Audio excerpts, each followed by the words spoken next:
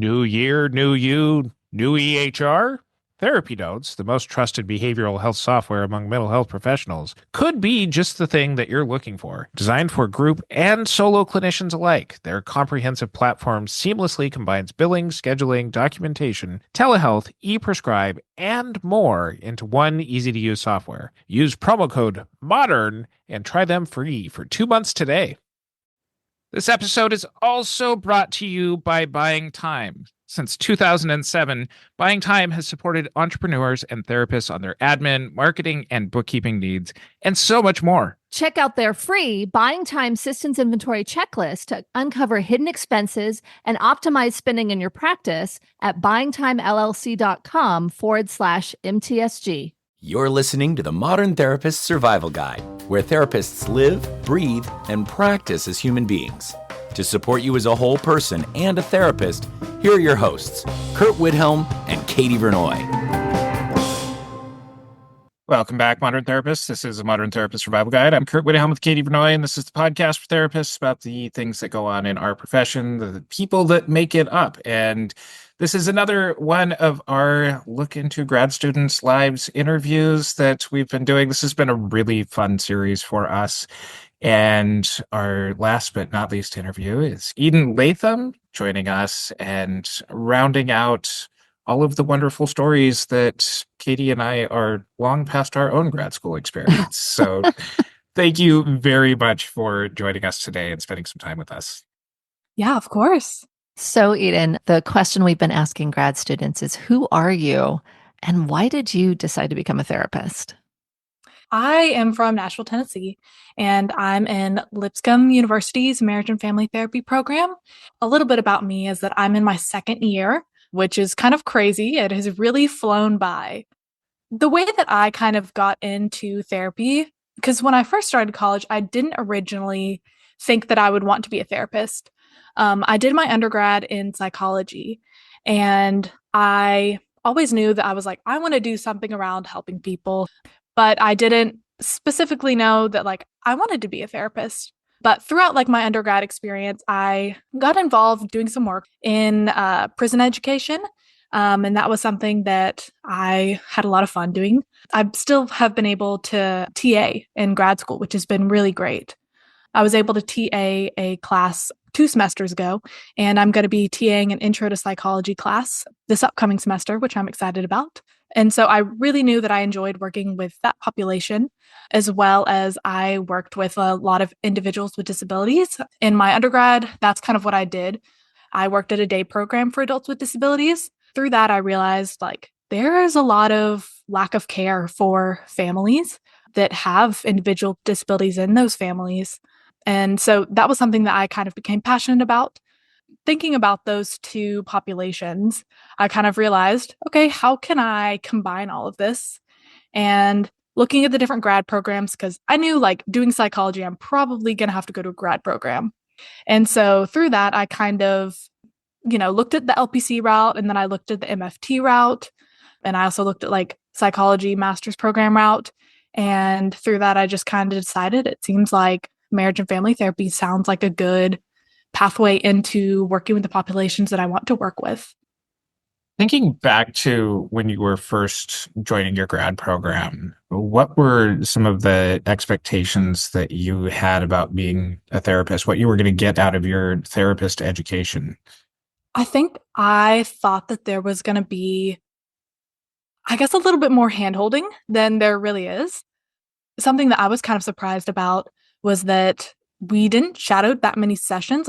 At my program, we didn't shadow any. We watched videos and kind of commented on that, but there wasn't any kind of shadowing or in-person watching of it, which is something that I didn't really expect. But I guess my expectations going into it was that I would learn a whole lot more about the different theories and how to actually do therapy. I'd learn the interventions and a lot more of that stuff.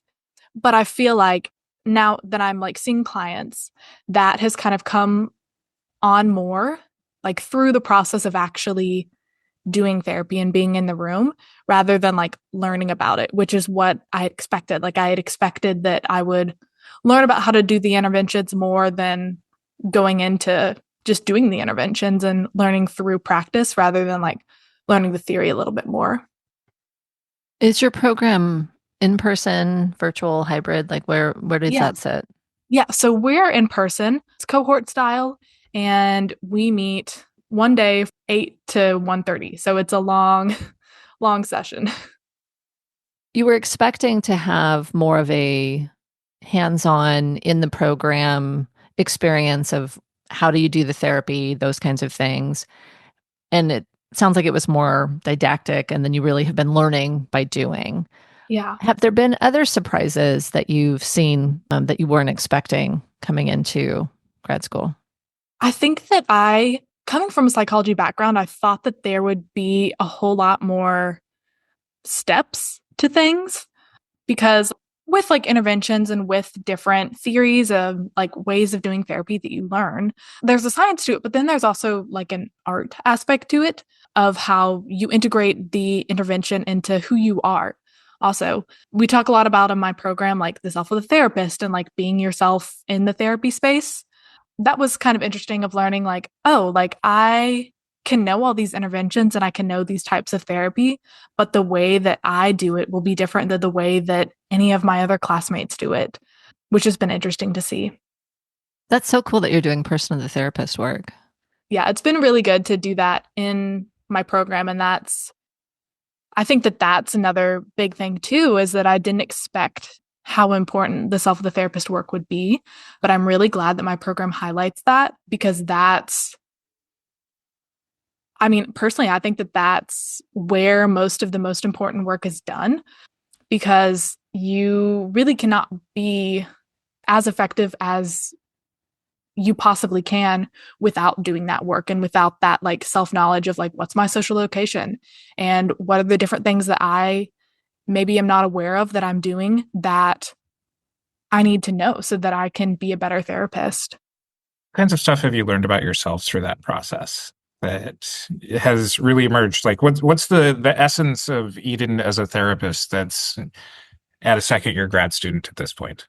So one thing about my program is that we do a theory of change paper each semester. And so that paper kind of entails the different models that we use, our assumptions about change, the way we approach cultural diversity, as well as like the self of the therapist. So it's been cool to see like how that's changed over time. And I think what I've learned about myself like through different classes and like through like my own therapy work as well is that sometimes I have a tendency to like look at solutions more so than like being able to process emotions, just because like certain things about me and like the way that I was raised, like there's a big focus on like fixing things. So that was something that I really had to, address within myself of like, am I too focused on solutions and not able to really sit with people where they need, to just process and sit with things, especially like with the internship that I'm doing is kind of more focused on like social work. And so there is a lot of like needing to address basic needs and like looking for like tangible, like physical solutions. And so that's also been a part where I've had to navigate that, where like working in a private practice setting is so different than working in a community mental health setting. And both of those are really important and I think have helped me grow a lot. But sometimes like switching like the different brains that I use for my internship brain versus like working at my other internship, like the private practice setting versus like community mental health, like it's been interesting to have to like switch back and forth. In putting this together, it sounds like your program it's just one day a week and you're taking all of your classes on one day? Yeah. And then you have 2 internships? At my school, they have like a family therapy center. All of the students have to do therapy at that family therapy center. And then there's the opportunity to have a second internship. And so, yes, I have 2 internships. It seems like a very big commitment of time. I'm assuming there's also a commitment of money. How are you making the decisions and fitting this into your life at this point? It is difficult because I'm not sure exactly like how it is in every state. But in Tennessee, and at least like in Nashville, in the area that I'm in, there are not a lot of paid internships. The place where I'm at, I think I'm the only student in my cohort who has a paid internship. And it's still not that much, I'm sure, compared to what somebody would be making just like as a typical therapist. And I think that is an issue in helping professions, is that there's not paid internships where there are in a lot of other fields of work. But I think definitely for me, at least like with picking my internship, I wanted one that was paid. So I was willing to put in more time and effort into my internship to be able to get paid for it. So that was kind of a factor for me that played into it. But I know like for a lot of other people in my cohort, you are spread really thin because, you have to pay for where you're staying. You've got to pay for food. You're also paying for your school, and you're not getting paid, and you're putting a lot of time into school, into all of these things and your internships. And if you're still trying to work, like it's a lot. It is so much. Not only does Therapy Notes offer everything you need to support your clients, they also offer outstanding customer service to their users. With 24/7 live customer support, assistance is never more than a phone call or email away, ensuring you have all the assistance you need to focus on what really matters most to you, your clients. Use promo code MODERN and try them free for 2 months today.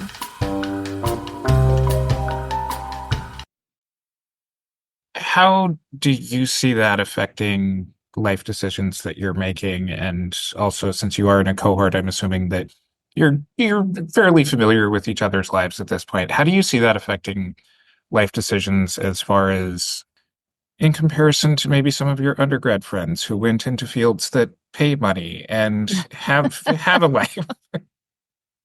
I think I have to be a whole lot more, I guess, strategic about how I'm approaching finances. And I think that I think I have a lot of anxiety around that, of like, okay, how am I gonna make this work? And like thinking forward into the future of like, I know that I eventually I will get paid more, but there's also like that fear of like, well, what if it's still not enough, just based on like, I don't know, just the economy is just really rough right now. And I think especially like in helping professions, it's difficult, especially like going into a field, trying to figure out like, okay, what will it look like for me to have like an actual paycheck as well? It's been interesting to listen to you, because I think some of the things that Curt and I have been very worried about in grad programs, your program does okay. Like the person of the therapist, the self of the therapist work, it sounds like is actually happening, which I don't think I had that in my program. I don't know if there's many programs that do a lot of that. And so it's really nice to hear.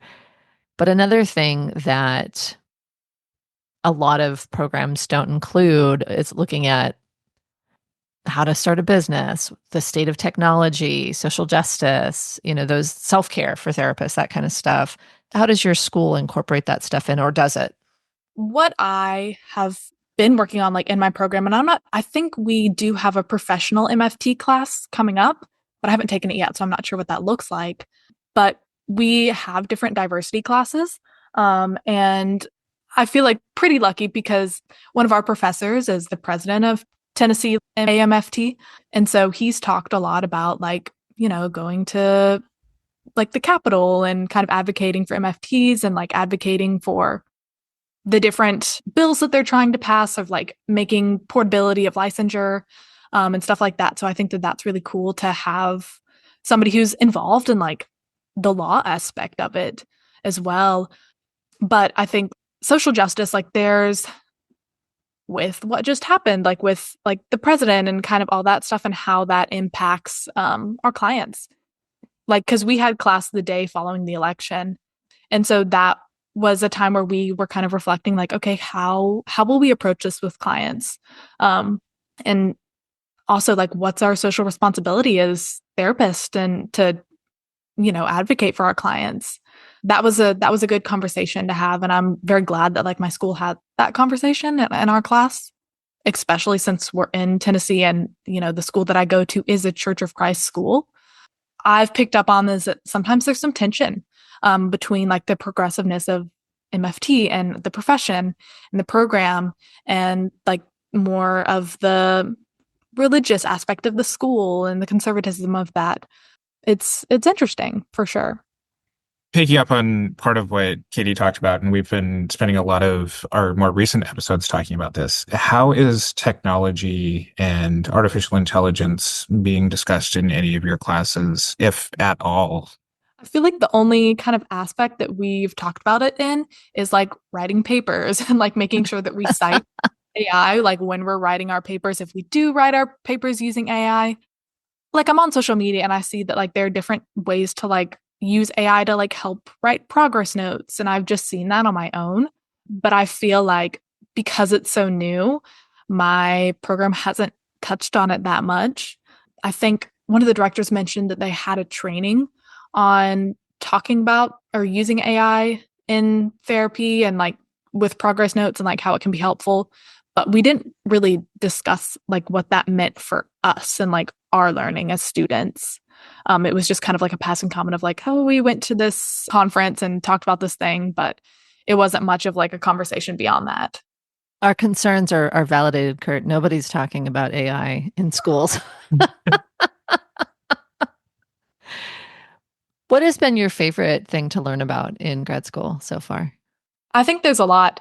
I guess my favorite thing is like the variability of it and learning how there's different ways that everybody does therapy. Because I guess like in my head, I was like, there's this one way to do therapy and like that's how it's done. And if you can't do that, then like it's bad. But learning that like you're going to be really good for some clients and for other clients, you're probably not going to be the best fit for them. And that's okay. I remember like specifically like from one of my other classmates, like in supervision, we were talking about how at their specific internship site, like they're a younger person and they weren't getting many clients because they looked younger. And that's another aspect of it too. Like sometimes you, based on who you are and how you look, you won't be attractive to some clients. And like, that's okay because it's kind of about like finding your niche. And we've talked about that a little bit, but I wish that we had kind of discussed that a little bit more. As you're looking at where you're at, where you're going, where do you envision yourself going after graduation? What's kind of looking forward to the next steps for you here? I think that I have a lot of uncertainty about that. I go back and forth in a lot of ways because I have part of me that's like, I want to integrate and do therapy, but I also want to do other things as well. And I think part of me is like afraid that like, what if I just like get sucked into clinical work and that's like all I do and I get burnt out and I don't know. That's like my fear part. Like, but there's also an aspect of like, I might want to do a PhD and I might want to see like what other opportunities there are. And so thinking about that, I'm like, well, I don't want to go directly into like private practice and build up a client load. And then if I do decide to do my PhD, have to move somewhere else and figure that out. I'm thinking like as of right now, what I'm kind of thinking that I'll do is probably, I don't know, maybe like some inpatient work and kind of seeing what that looks like. Cause I'm kind of hoping that I could have at least like some stability in my schedule because I appreciate that. And with some inpatient work, it's more of like a 9 to 5 type of look, but I'm really still trying to figure it out. And I'm hoping that as our program progresses and as we get closer to graduation, there's a little bit more conversation around what to look for in a job. So there hasn't been conversation about what to look for in a job yet? Not fully. One thing that I know is that you want a W-2 and not contracted work because the taxes are more complicated.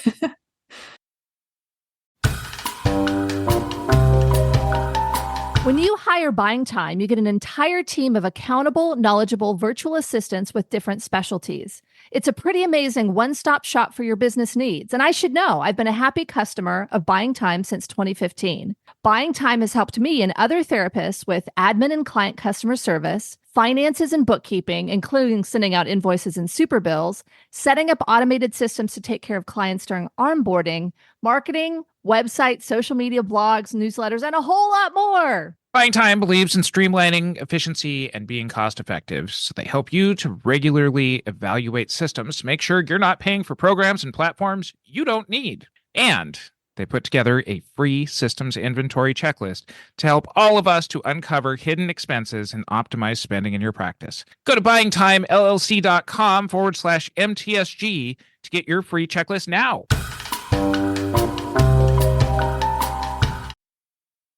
What are some of your thoughts today about what you would get out of a PhD program?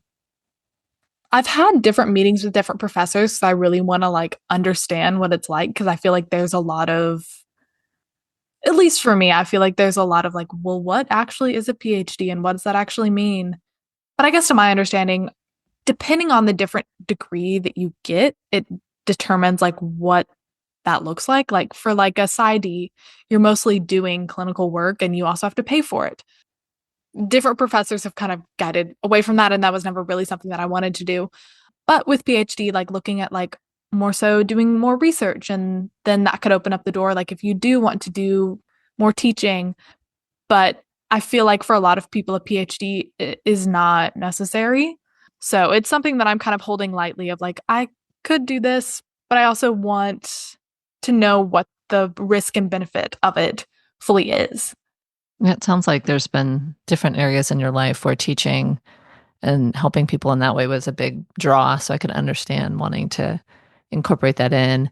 I know Curt's done that with a master's, but it just probably depends on the requirements of each school, what you can teach and that kind of stuff. Yeah. Yeah. If you've thought about this, and it sounds like you're still weighing a lot of options here, what do you ultimately want to do? Licensure, 5 years, post-licensure, what does professional life seem like is kind of the end goal for you? I feel like originally going in, I was still trying to figure that out. And I still think that I am trying to figure that out. I mean, I feel like ideally, I would be able to see clients and I would be able to do some teaching in different areas, whether that's still doing education in prisons or specifically working with families that have individuals with disabilities. But I think I mean, ideally, I wish I could integrate it all and do all of those things, but I'm not sure exactly what that would look like. And I guess that's just part of figuring it out and seeing what kind of opportunities arise with those things. So I know you've been thinking about this since I asked the question earlier, the question of what's your favorite thing. If you've come up with it, I would love to hear what your thoughts are. Some of my favorite things have been the different trainings that we've been able to go to. We specifically went to a restoration therapy training from Terry Hardgrave. And that was really interesting because I feel like restoration therapy isn't widely known, at least with my supervisors. People in my class will talk about it and they'll be like, wow, I didn't know everybody was really into restoration therapy. Where did this come from? But it was specifically because we had that day-long training. And so that kind of prompted a lot of stuff and for us to be more interested into that. So that was really interesting. And I'm trying to think of what the training was that we did last year. I believe it was on ethics. And that I think was really interesting and important because ethics are such a gray space. I mean, obviously we have ethics and we need to follow those, and it's important to know those, but also there's also so much complexity in what that looks like and how to approach that, because it'll be different based on each circumstance. As well as one of the other things that I think is just, I mean, the baseline for any MFT program is systemic thinking. And I think learning about that was really important of taking into account the systemic nature of individuals and people in our society and just how widely spread and connected everything is when you really think about it. And it really just opens up the complexity of life and how you view clients and how you help clients relate to themselves and the systems that they exist in. And so I think that has been something that's been really fun to learn about, as well as complicated and scary in some senses. For people who are coming across this episode as a consideration of if they should enter into therapy grad school or not, what kind of advice would you give to people who might be either considering entering in or about to enter into their graduate programs? I think it's really important to really talk to the professors in the program and see if you can align with what, they talk about and what the program is all about. That was something that I really did, is that I talked to each of the different programs that I was considering, as well as like talk to past students. Like, what does that look like for them? Because there's, you'll learn some from like the professors and all of that, but also like from the students and like seeing like, what did they learn and what are they hoping to do? So I think in a lot of ways, like what's important is just kind of hearing the stories of the different people that have been involved and kind of take into account like, okay, does this make sense for me and make sense for the road that I want to walk down, I guess, in some ways. I like that. That's some good due diligence, I think, that people should take. I don't know that everyone thinks to do that. Well, thank you so much for spending some time with us today. And we look forward to following up with you and seeing how your story continues to progress. And people should totally follow us on our social media, join our Facebook group, the Modern Therapist Group, to continue on with conversations about this series as well as any of our episodes. And you can find our show notes over at mtsgpodcast.com. And until next time, I'm Curt Woodhelm with Katie Vernoy and Eden Lathem. Thanks again to our partner Therapy Notes, the highest rated software for mental health professionals. Don't forget to use promo code MODERN for 2 free months and make the switch today. Buying Time is a full-service virtual support agency that is standing by to support you in your practice. It's time for you to get out of the day-to-day and bring in someone you can trust that has the experience to help you with all your business needs. And don't forget to go to buyingtimellc.com/MTSG for your free systems inventory checklist. Get on the path to less expenses and more profit. Thank you for listening to the Modern Therapist Survival Guide. Learn more about who we are and what we do at mtsgpodcast.com. You can also join us on Facebook and Twitter. And please don't forget to subscribe so you don't miss any of our episodes.